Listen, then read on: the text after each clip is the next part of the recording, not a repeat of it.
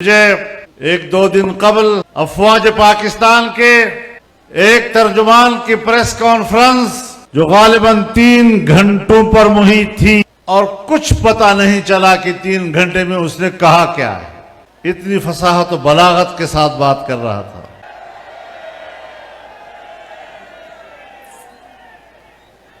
वो बज़ाहिर तो तासुर दे रहा था कि वो ये बातें किसी और के खिलाफ कर रहा है, लेकिन जो भी बात करता था कोशिश करता था कि वो मेरी बातों का जवाब दे। मैं जिस जगह पे खड़ा हूं किसी दलील से हूं।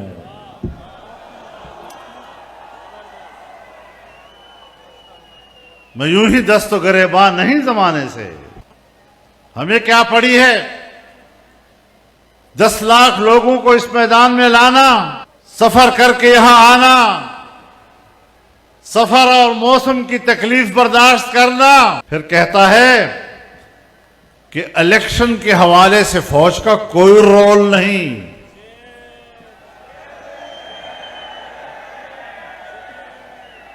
मैं भी आपको बताना चाहता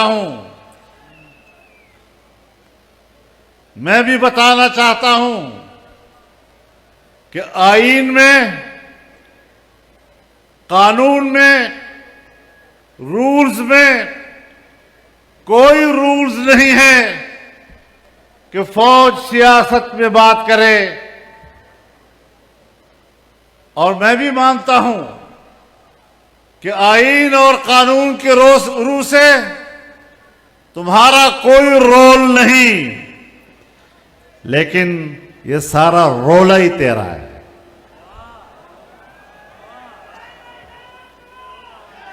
ये रोला तेरा है। कहता है फौज पर तनकीद करना ये मुल्क से बगावत है। फौज पर तनकीद करना ये तो मुल्क के खिलाफ बात करनी है। हां, मैं भी जानता हूं कि फौज मेरी रियासत की मुहाफिज है, लेकिन जब आप आईनी आर्टिकल के मुताबिक हल्फ उठाते हो फौज में शामिल होने के वक्त कि मेरा सियासत से कोई ताल्लुक नहीं होगा, मैं सियासत में कोई हिस्सा नहीं लूंगा, फिर जिस वक्त तुम सियासत में हिस्सा लेते हो तो फिर तुम उस वक्त पाकिस्तान के फौजी नहीं रहते। इसलिए मैं तुम पर तनकीद करता हूं।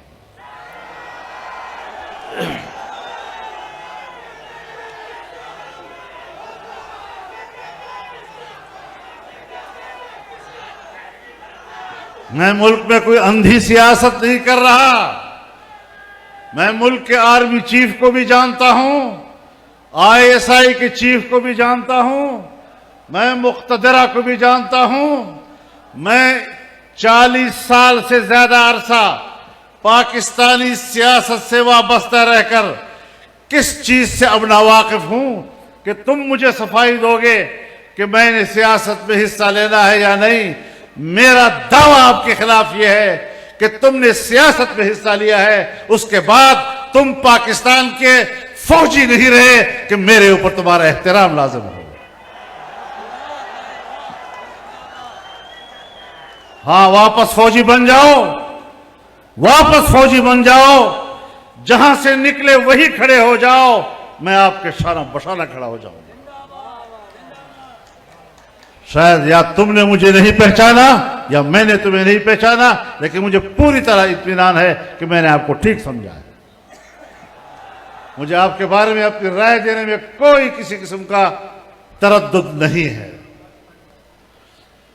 मेरे मोहतरम दोस्तों,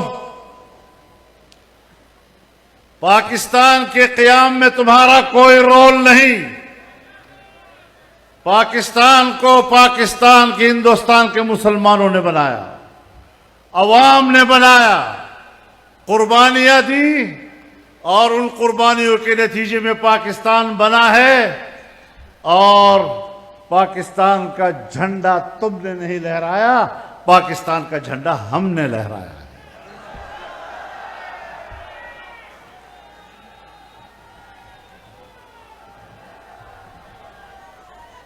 पाकिस्तान जब बना है तो तुम्हारा किरदार पाकिस्तान को तोड़ने में है, पाकिस्तान को बनाने में नहीं है। सन 1971 में 90,000 से ज्यादा फौजी एक हिंदू के सामने सरनगू हुए। तुम्हारे किरदार ने हमारी नाक काटी थी।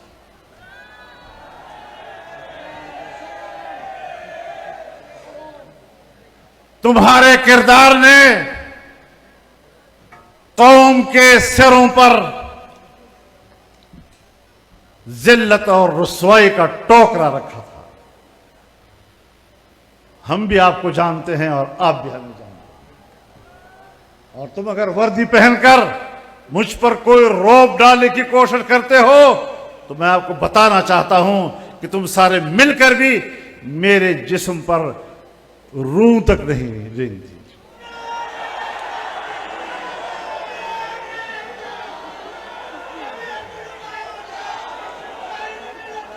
मामलात को ठीक करो।